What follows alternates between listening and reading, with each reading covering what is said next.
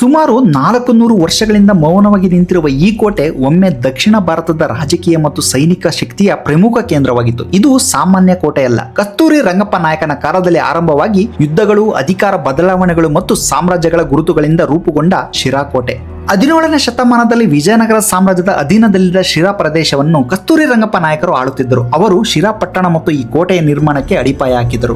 ಆದರೆ ಕೋಟೆ ಪೂರ್ಣಗೊಳ್ಳುವ ಮೊದಲೇ ಬಿಜಾಪುರ ಸುಲ್ತಾನರ ಸೇನೆ ಶಿರಾ ಮೇಲೆ ದಾಳಿ ಮಾಡಿತು. ರಂಡುಲ್ಲಾ ಖಾನ್ ಕಳುಹಿಸಿದ ಸೇನೆಯಲ್ಲಿ ಅಫ್ಜಲ್ ಖಾನ್ ನೇತೃತ್ವದ ಪಡೆ ಕಸ್ತೂರಿ ರಂಗಪ್ಪ ನಾಯಕರನ್ನು ಸೋಲಿಸಿ ಕೊಂದಿತು ಎಂದು ಇತಿಹಾಸ ಹೇಳುತ್ತದೆ.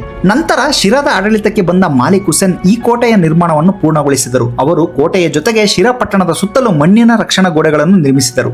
ಸುಮಾರು 197 ಎಕರೆ ಪ್ರದೇಶದಲ್ಲಿ ಹರಡಿರುವ ಈ ಕೋಟೆ ಕಲ್ಲು ಮತ್ತು ಇಟ್ಟಿಗೆಯಿಂದ ನಿರ್ಮಾಣಗೊಂಡು ಬಲಿಷ್ಠ ರಕ್ಷಣಾ ವ್ಯವಸ್ಥೆಯಾಗಿತ್ತು. ಇದರ ಗೋಡೆಗಳು ಸುಮಾರು 7 ಮೀಟರ್ ಎತ್ತರ ಮತ್ತು 2.1 ಮೀಟರ್ ದಪ್ಪ ಹೊಂದಿದ್ದವು. ಕೋಟೆಯ ಸುತ್ತಲೂ ಕಂದಕವಿದ್ದು ಶತ್ರುಗಳನ್ನು ಸುಲಭವಾಗಿ ಒಳನುಗ್ಗದಂತೆ ರಕ್ಷಣೆ ನೀಡುತ್ತಿತ್ತು. ಉತ್ತರ ಭಾಗದಲ್ಲಿ ಮುಖ್ಯ ಪ್ರವೇಶ ದ್ವಾರ, ಒಳ ಆವರಣಕ್ಕೆ ಹೋಗಲು ದಿಡ್ಡಿ ಬಾಗಿಲು, ದ್ರಾವಿಡ ಶೈಲಿಯ ಕಂಬಗಳ ಬಾಗಿಲು ಮತ್ತು ದಕ್ಷಿಣ ಗೋಡೆಯಲ್ಲಿರುವ ಮತ್ತೊಂದು ದ್ವಾರ ಇತ್ತು. ಕೋಟೆಯ ಒಳಗಡೆ ಬಾವಿ, ವಸತಿ ಗೃಹಗಳು, ಮದ್ದಿನ ಮನೆ, ಧಾನ್ಯ ಕಣಜಗಳು ಮತ್ತು ದೇವಾಲಯದ ಅವಶೇಷಗಳು ಇಂದಿಗೂ ಕಾಣುತ್ತವೆ. ನಂತರ ಶಿರಾ ಮೊಘಲ್ ಸಾಮ್ರಾಜ್ಯದ ದಕ್ಷಿಣ ಭಾರತದ ಪ್ರಮುಖ ಆಡಳಿತ ಕೇಂದ್ರವಾಗಿ ಬೆಳೆದಿತ್ತು. ಕಾಲ ಬದಲಾಯಿತು. ಬಿಜಾಪುರ, ಮೊಘಲ್, ಮರಾಠರು, ಮೈಸೂರು ಆಡಳಿತ, ನಂತರ ಬ್ರಿಟಿಷರು ಎಲ್ಲರೂ ಈ ನೆಲದ ಮೇಲೆ ತಮ್ಮ ಗುರುತು ಬಿಟ್ಟರು.